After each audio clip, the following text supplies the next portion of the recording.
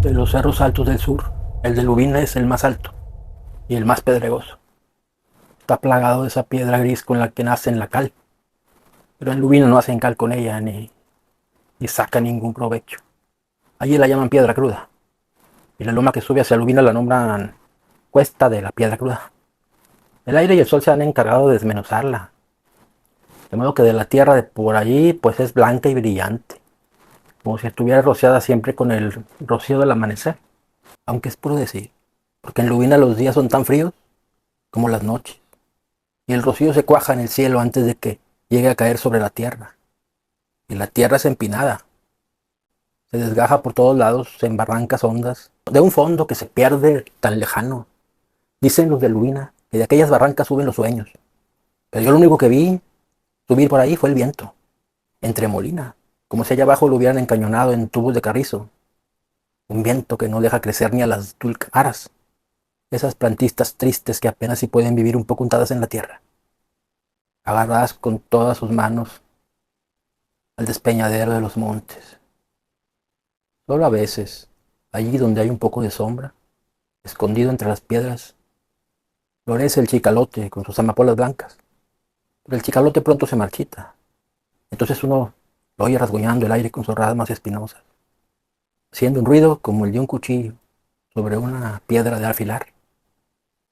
Ya mirará usted ese viento que sopla sobre Lubina. Es pardo. Dicen que porque arrastra arena de volcán. Pero lo cierto es que es un aire negro. Ya lo verá usted. Se planta en Lubina, prendiéndose de las cosas como si las mordiera. Y sobran días en que se lleva el techo de las casas como si se llevara el sombrero de un petate, dejando los paredones lisos, descobijados. Luego rasca como si tuviera uñas.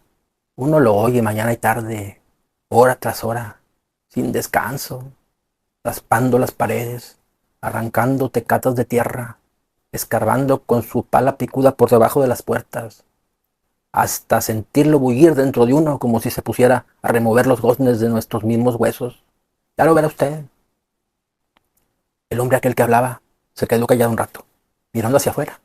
Hasta ellos llegaba el sonido del río pasando sus crecidas aguas por las ramas de los camichines, el rumor del aire moviendo suavemente las hojas de los almendros y los gritos de los niños jugando en el pequeño espacio iluminado por la luz que salía de la tienda. Los comejenes entraban y rebotaban contra la lámpara de petróleo, cayendo al suelo con las alas chamuscadas, y afuera seguía avanzando la noche. Oye, Camilo, mándanos otras 2 cervezas más, volvió a decir el hombre. Después añadió, otra cosa, señor, nunca verá usted un cielo azul en Lubina. Allí todo el horizonte está esteñido, nublado, siempre por una mancha caliginosa que nunca se borra, nunca.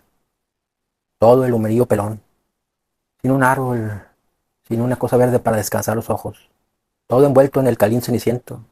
Usted verá eso, aquellos cerros apagados, como si estuvieran muertos, y a Lubina en el más alto, coronándolo con su blanco caserío como si fuera una corona de un muerto. Los gritos de los niños se acercaron hasta meterse dentro de la tienda. Eso hizo que el hombre se levantara y fuera hacia la puerta y les dijera, váyanse más lejos, no interrumpan, sigan jugando, pero sin armar tanto alboroto, hombre. Luego, dirigiéndose otra vez a la mesa, se sentó y dijo, pues sí, como le estaba diciendo, allá llueve poco.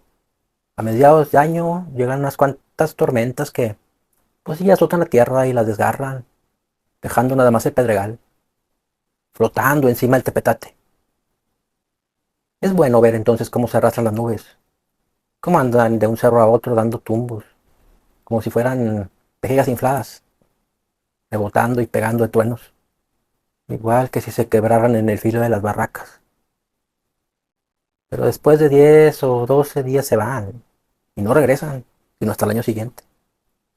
Y a veces se da el caso de que no regresan en varios años.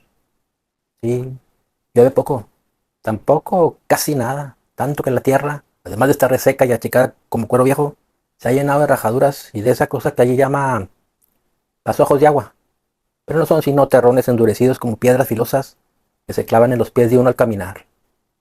Como si ahí hasta la tierra le hubieran crecido espinas, como si así fuera. Bebió la cerveza hasta dejar solo burbujas de espuma en la botella. Siguió diciendo, por cualquier lado que se le mire, Lubina es un lugar muy triste. Usted que va para allá se dará cuenta. Yo diría que es el lugar donde anida la tristeza, donde no se conoce la sonrisa, como si a toda la gente le hubieran entablado la cara. Y usted, si quiere, puede ver esa tristeza a la hora que quiera. El aire que allí sopla la revuelve, pero no se la lleva nunca. Está allí como si allí hubiera nacido. Y hasta que se puede probar y sentir, porque está siempre encima de uno, apretada contra de uno. Y porque es oprimente como un gran cataplasma sobre la viva carne del corazón.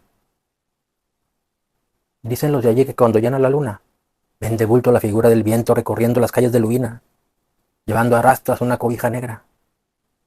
Pero yo siempre lo que llegué a ver cuando había luna en Lubina fue la imagen del desconsuelo. Siempre. Pero tómese su cerveza. Veo que no le ha dado ni siquiera una probadita. Tómesela. O tal vez no le gusta así tibia como está. Y es que aquí no hay de otra. Yo sé que así sabe mal. Que agarra un sabor como a miados de burro. Aquí uno se acostumbra. A fe que allá ni siquiera esto se consigue. Cuando vaya a Lubina la extrañará. Allí no podrá probar sino un mezcal que ellos hacen con una hierba llamada hojacé, que a los primeros tragos estará usted dando de volteretas como si lo chacamotearan. Mejor tómese su cerveza. Yo sé lo que le digo. Allá afuera seguía viéndose el batallar del río, el rumor del aire, los niños jugando. Parecía ser aún temprano en la noche. El hombre se había ido a asomar una vez más a la puerta y había vuelto. Ahora venía diciendo, resulta fácil ver las cosas desde aquí, meramente traídas por el recuerdo, donde no tienen parecido ninguno. Pero a mí no me cuesta ningún trabajo seguir hablándole de lo que sé, tratándose de Lubina. Allá viví, allá dejé la vida. Ese lugar con mis ilusiones cabales. Y volví viejo y acabado. Y ahora usted va para allá. Está bien. Me parece recordar el principio. Me pongo en su lugar y pienso. Y usted, cuando yo llegué primera vez a Lubina, pero me permite antes que me tome su cerveza. Creo que usted no le hace caso. Y a mí me sirve de mucho. Me alivia. Siento que como si se me enjuagara la cabeza con aceite alcanforonado. Canforonado. Bueno, gracias. Le contaba que cuando llegué por primera vez a Lubina, el arriero que nos llevó no quiso dejar siquiera que descansaran las bestias. En cuanto nos puso en el suelo, se dio la media vuelta. Yo me vuelvo, nos dijo. Espera, no vas a dejar cestear a tus animales. Están muy apurreados. Aquí se fregarían más, nos dijo. Mejor me regreso ya. Y se fue, dejándose caer por la cuesta de la piedra cruda, espoleando sus caballos como si se alejara de algún lugar endemoniado. Nosotros, mi mujer y mis 3 hijos, nos quedamos allí, parados en la mitad de la plaza, con todos nuestros ajuares en nuestros brazos, en aquel lugar donde solo se oía el viento. Una plaza sola, sin una sola hierba para detener el aire. Pues allí nos quedamos. Entonces yo le pregunté a mi mujer, ¿en qué país estamos, Agripina? Y ella se alzó de hombros. Bueno, pues si no te importa, ya a buscar dónde comer y a dónde pasar la noche. Aquí te aguardamos, le dije. Ella agarró al más pequeño de sus hijos y se fue. Pero no regresó. Al atardecer, cuando el sol alumbraba solo las puntas de los cerros, fuimos a buscarla. Anduvimos por los callejones de Lubina, hasta que la encontramos metida en la iglesia, sentada mero en medio de aquella iglesia solitaria, con el niño ahí medio dormido entre sus piernas. ¿Qué haces aquí, Agripina? Entré a rezar, nos dijo. ¿Para qué? Le pregunté yo. Y ella se alzó de hombros. Allí no había quien rezarle. Era un jacalón vacío, sin puertas, nada más con unos socavones abiertos y un techo resquebrajado por donde se colaba el aire como un sedazo. ¿Dónde está la fonda? No hay ninguna fonda.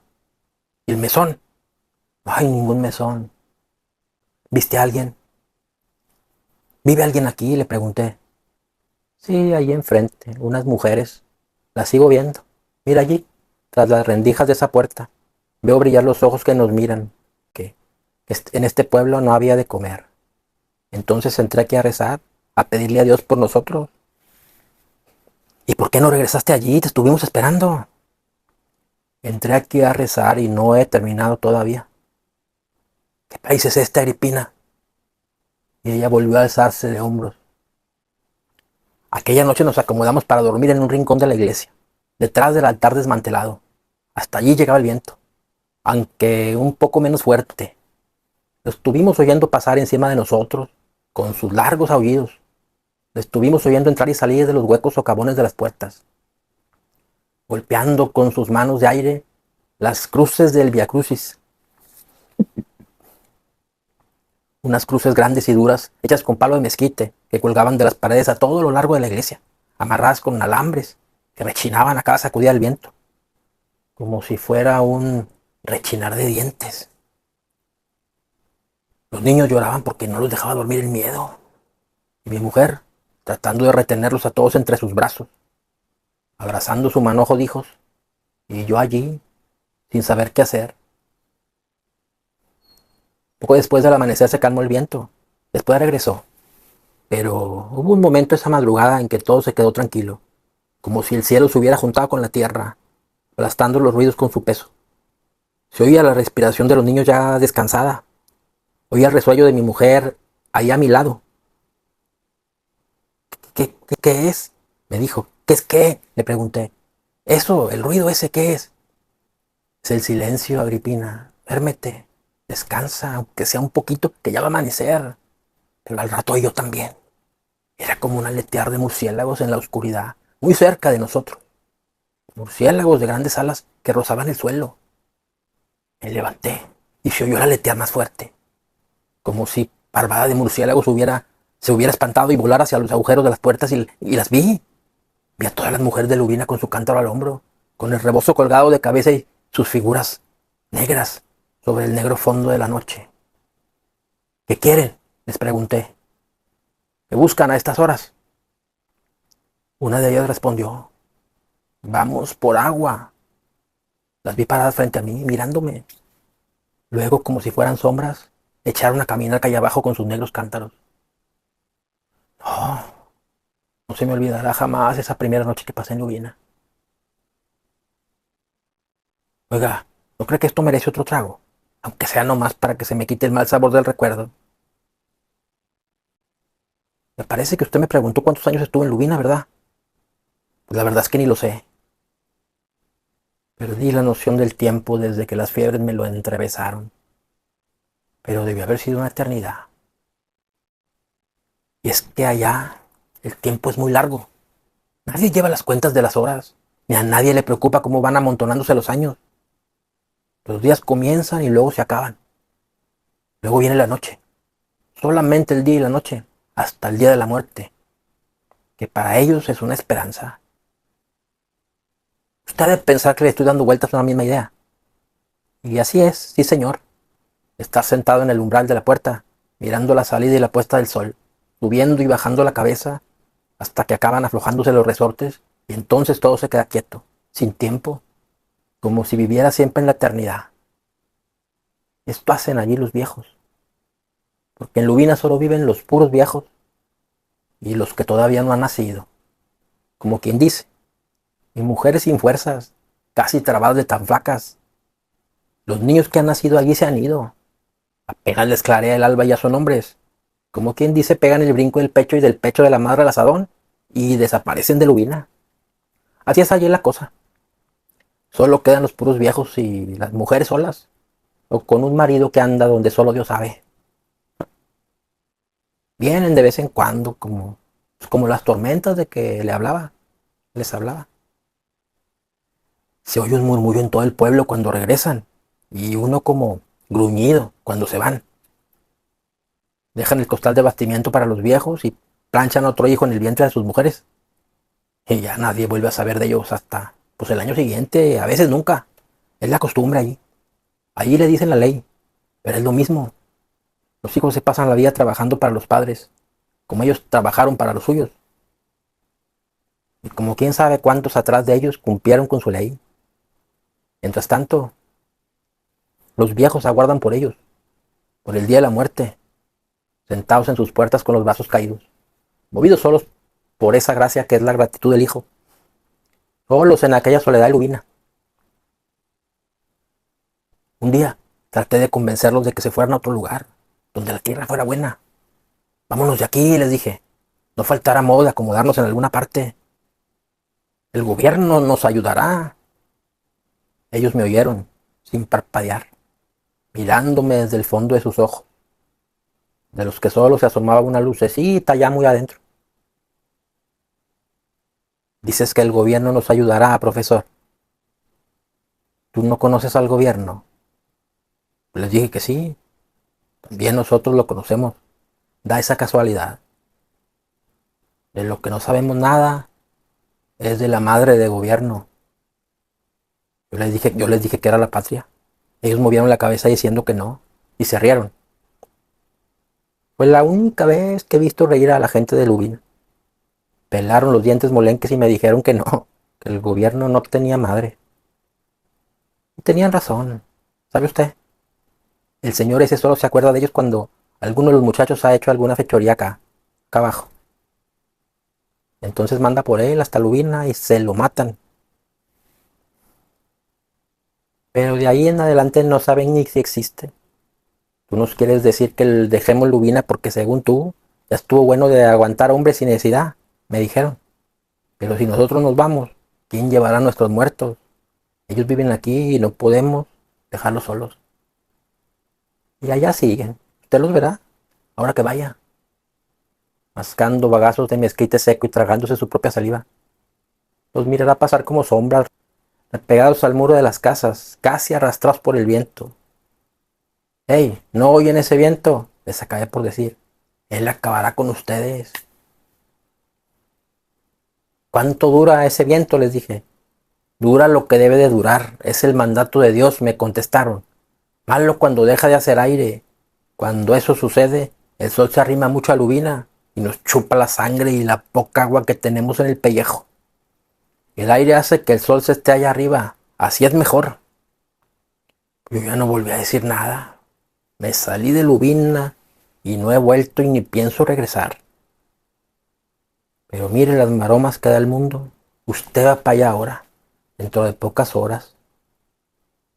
Tal vez ya se cumplieron 15 años que me dijeron a mí lo mismo. Usted va a ir a San Juan Lubina. En esa época tenía yo mis fuerzas. Estaba cargado de ideas. Usted sabe que a todos nosotros nos infunden ideas.